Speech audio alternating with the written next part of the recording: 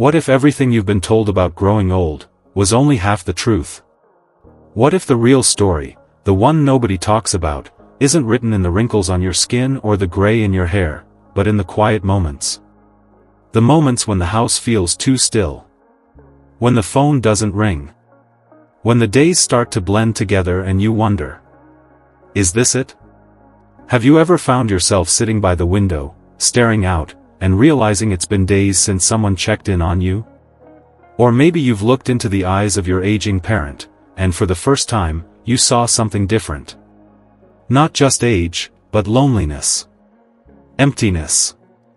A quiet kind of suffering no one warned you about. Let's be honest, people paint this pretty picture of retirement and golden years. They say it's all relaxation and freedom. But they don't tell you what happens after 80. They don't tell you about the silent battles, the ones that creep in when the world stops paying attention.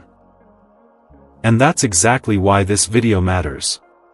Because aging isn't just about sore knees and memory slips.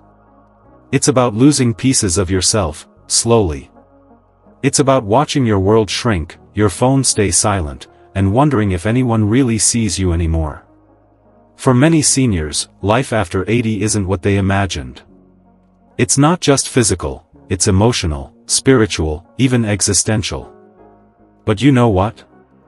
Knowing the truth changes everything. In the next few minutes, I'm going to walk you through 5 brutal, eye-opening realities that come with aging, especially the ones tied to loneliness, purpose, and the things people are too afraid to say out loud. Some of what you hear today might hit close to home. And some of it might explain what a loved one is going through right now, without even saying a word.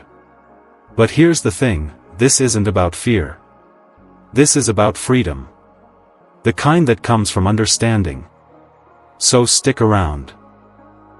Because by the end of this video, you won't just know what to watch out for, you'll know how to face it with strength, grace, and compassion. If you or someone you love is walking this road, type "still standing" in the comments. Let's show each other we're not alone. Let's build a space where our stories matter.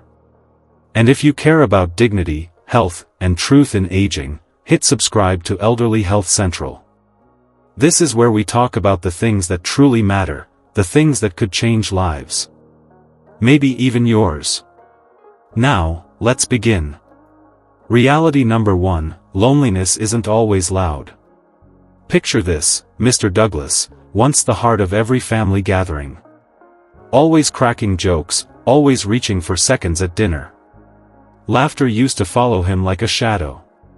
But now? He eats alone. Quietly. No laughter. No second helpings. His children assume he's just tired.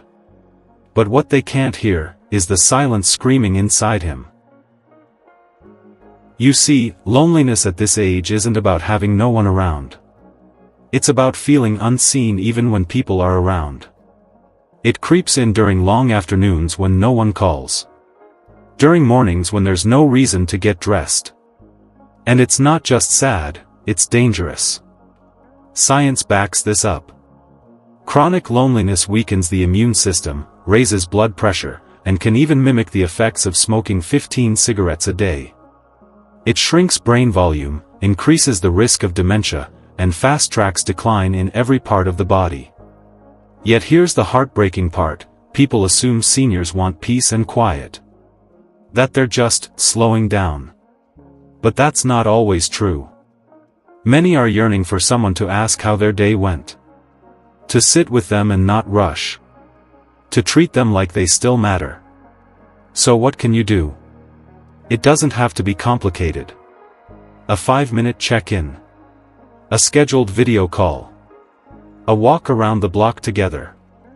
Or help them join an online community. They're out there, and they work. Loneliness doesn't need loud rescue. Just quiet, consistent care. But loneliness, that's just the beginning. Let's move on to something even more personal, the slow death of independence. Reality number 2, the slow death of independence. Now imagine this, you used to manage a home, raise children, handle bills, fix leaks. Then one day, you forget how to use the microwave. You need help getting dressed. You hold the stair rail tighter, not because you're afraid, but because you know you can't trust your knees anymore. It's not just the tasks, it's the quiet humiliation of needing help to do what used to be second nature. As we age, independence fades, not in one big swoop, but in tiny, painful pieces. Cognitive decline blurs once clear steps. Joint pain makes walking the hallway feel like a marathon. Muscle loss turns a coffee mug into a weight. These aren't just inconveniences. They are identity shifters. But here's what often goes wrong. In their effort to help, families sometimes take over completely. Let me do that for you. Don't worry, I've got it. And while intentions are good, the message becomes, you're not capable anymore. That can break a spirit faster than the body ever could. What's better? Find ways to preserve their independence. Break tasks into manageable steps. Encourage participation. Use assistive tools, not as a sign of weakness, but as a gateway to confidence.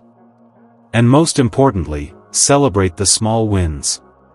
Because at this stage, every little victory matters. But even with support, another reality quietly creeps in, the grief of outliving the people you've built your life with. Reality number 3, the grief no one prepares you for. Mary spent 52 years married to her best friend. Every morning started with coffee and crossword puzzles together. Every holiday had traditions. Every room in the house held memories. Then last winter, he was gone.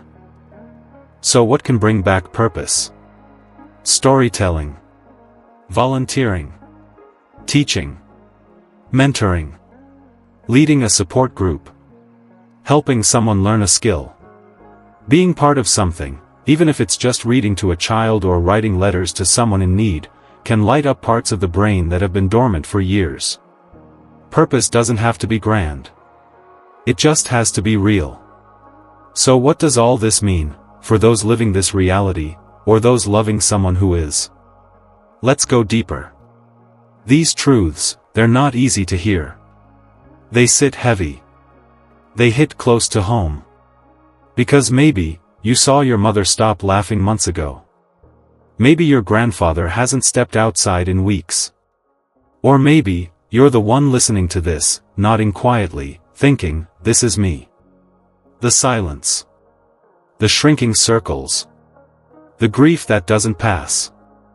The ache of wanting to stay strong while feeling your strength slipping, day by day. This is the emotional weight of aging that no one talks about loud enough. It's not just physical. It's spiritual. It's not just inconvenient. It's heartbreaking. Watching someone you love fade, or being the one fading, is a pain that words don't always reach. But here's what I need you to hold on to. You're not powerless. You are not at the mercy of these realities. Because now, you see them. And when you see something clearly, you don't have to be afraid of it anymore. Now, instead of reacting too late, you can prepare. Instead of avoiding the hard conversations, you can lean into them, with compassion. Instead of feeling helpless, you can show up.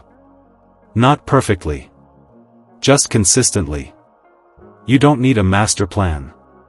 You need presence. You need listening ears. You need open arms. So please. Call your mom. Visit that quiet neighbor. Text your uncle who always says he's fine. And when you see your grandparent next, don't just ask how they are, ask how they're really feeling. Because sometimes, that one question, that one quiet moment of genuine care, it can pull someone back from the edge of giving up. Aging doesn't have to be this lonely march toward invisibility. With awareness, with empathy, with even just a few small actions, we can change the entire experience of growing old, for ourselves, and for those we love. It's not too late. We can help our elders feel seen. We can make them feel useful again. we can remind them, in the loudest, most loving way possible. You still matter. You always have. And you always will. So no. Life after 80 doesn't have to be something we fear. It can be something we prepare for, together. And in that preparation, we find something beautiful. Hope.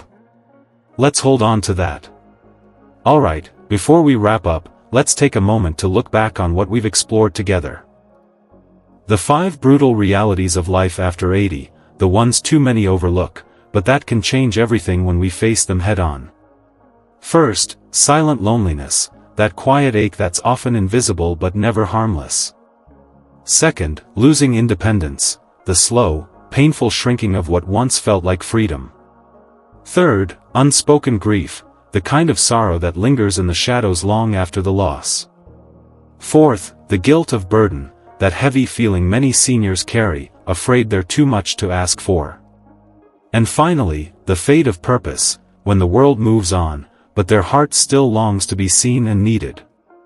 If any of these signs ring a bell, either for you or someone you love, don't brush them aside. Awareness is the first step toward change. Now, I want to hear from you. Which of these 5 realities hit you the hardest?